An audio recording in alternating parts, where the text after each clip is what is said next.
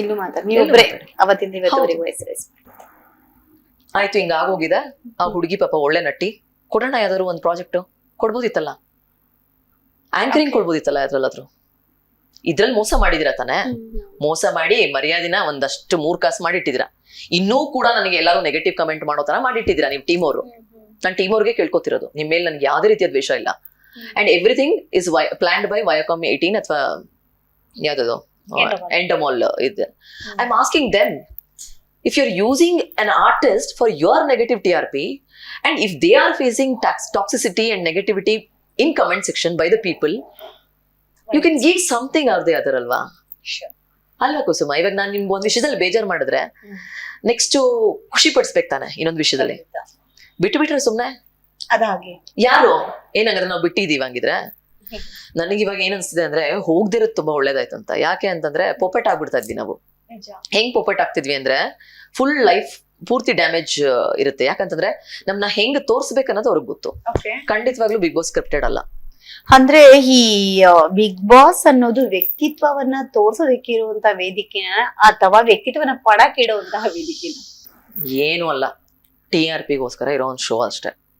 And it's just a show ಅಷ್ಟೇ, ಇನ್ನೇನ್ ದೊಡ್ಡದಲ್ಲ.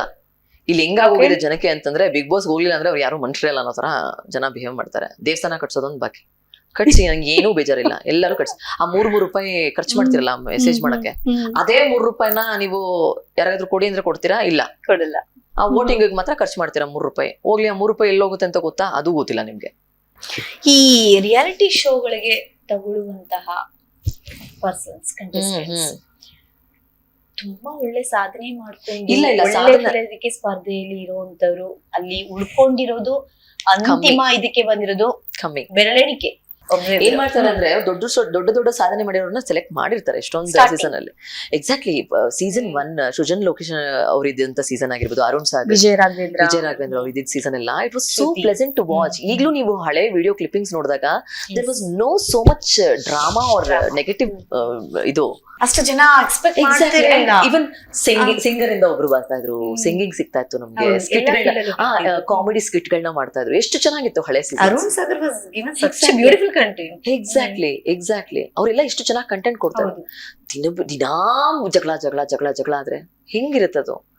Completely the Bigg Boss is not scripted ಅಲ್ವೇನೆ ಅಲ್ಲ. ಬಟ್ ಹೆಂಗಾಗತ್ತೆ ಅಂತಂದ್ರೆ, ಇವಾಗ ನೀವು ಬೆಳಗ್ಗೆ ಯಾರ ಹತ್ರನೂ ಚೆನ್ನಾಗಿ ಮಾತಾಡ್ಸಿರ್ತೀರಾ ಅನ್ಕೊಳ್ಳಿ, ಸಂಜೆ ನೀವು ಯಾರ ಹತ್ರ ಚೆನ್ನಾಗಿ ಮಾತಾಡ್ಸಿರಲ್ಲ. So editor will decide like what to show.